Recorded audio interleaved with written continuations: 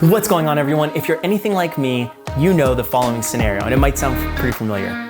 You're in your office working, maybe you're on a Zoom call or a conference call, or maybe you're recording a YouTube video just like this one, and you hear little feet walk up to the door. And before you know it, they've thrown open the door and they're asking for snacks and they want you to hang out with them. And there are all these needs, and your kids need you as a parent, right? But at the same time, you've got all these work responsibilities and different things going on. And I know for so many of us over the last couple months, this has been a reality. We've been working from home, many of us full-time, right? And then we have our kids and we're parenting full-time as well. And so juggling those two can be very, very frustrating and really put a strain on your relationship with them. So today we're gonna be going over my top 6 tips of things that I've implemented to help me solve this and not only get a lot done and be super productive, but also not fracture my relationship with my kids.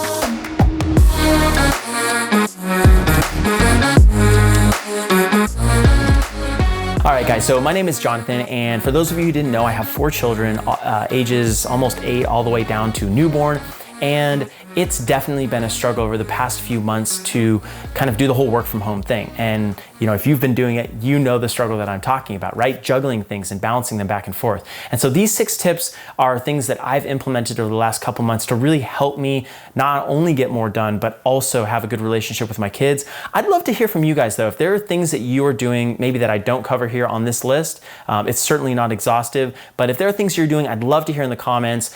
You can also shoot me a direct message on Instagram. It's at Aymin. I'm on Facebook, LinkedIn, all the other platforms as well. But yeah, shoot me a comment or shoot me a DM, and I would love to kind of get that feedback from you. All right, let's jump right into it. So point number 1 is managing expectations. And this is so important, not just with your spouse or other people who live in the house with you, but also with your kids. In my opinion, it's so important to bring them along the journey with you, and you do that by setting the expectation correctly up front. So if you can spend time at the beginning of the week possibly, or even at the beginning of the day, just setting the expectation to say, all right, you know, my son Vincent, all right, Vincent, you know, this is what I have to get done today. I need to do these calls, or I need to film a YouTube video, or I need to have the next couple hours blocked out for silence because I need to focus on something.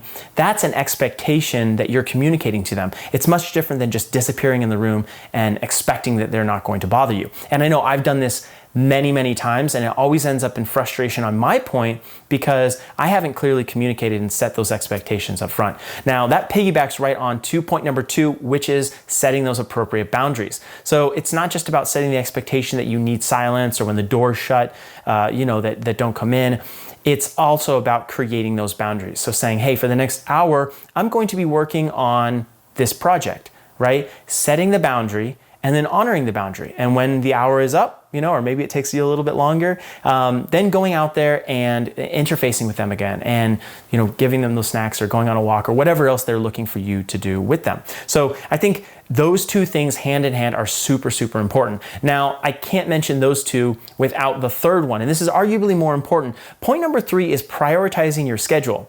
Now, obviously this sounds like a no-brainer, but prioritizing your schedule means, specifically when you're working at home, finding those pockets of time in your day that you know you're gonna get silence. Maybe that's nap times, maybe that's super early in the morning, maybe it's late at night, right? These pockets of time that we as parents know that we have are super important to make sure that we're assigning the things and being very purposeful and intentional about the stuff we're doing in our day, but making sure we're assigning those things that we need absolute silence for in those pockets of time.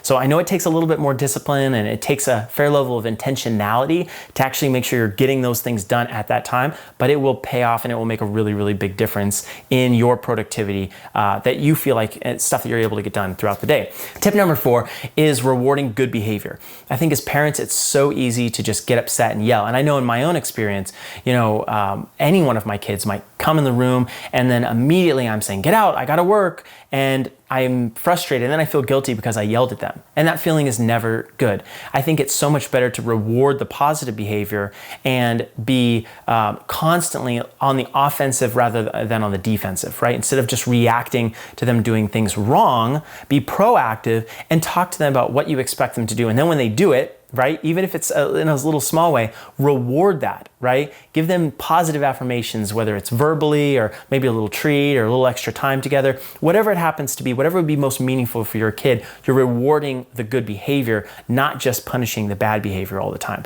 So that's something that I've seen work tremendously well. And different kids is gonna be, different things are gonna work for different kids, but this is something that I've seen work across the board.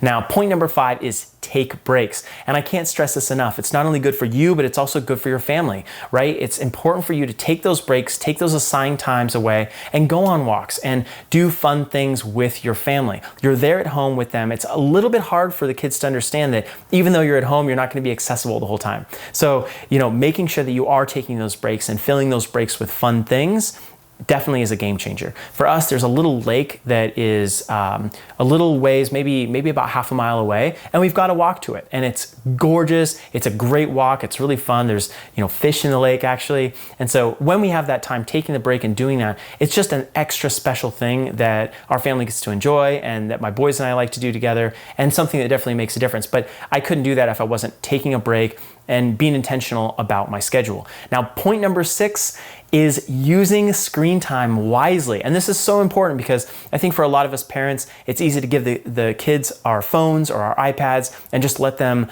watch something to get them off our backs. And I hate saying that, but I definitely know that it happens more often than I would like in my own family. I know that may be this case for you as well. So using screen time wisely is important. Just like prioritizing your schedule, you want to make sure that the times that you need absolute silence, you're using the iPad or the phone or a favorite movie or something like that actually as a tool, not just a passive activity that you're hoping that they kind of disengage with, right? You're using it very, very intentionally. And for me, this is definitely harder because it's easier to just let them start watching something at any time.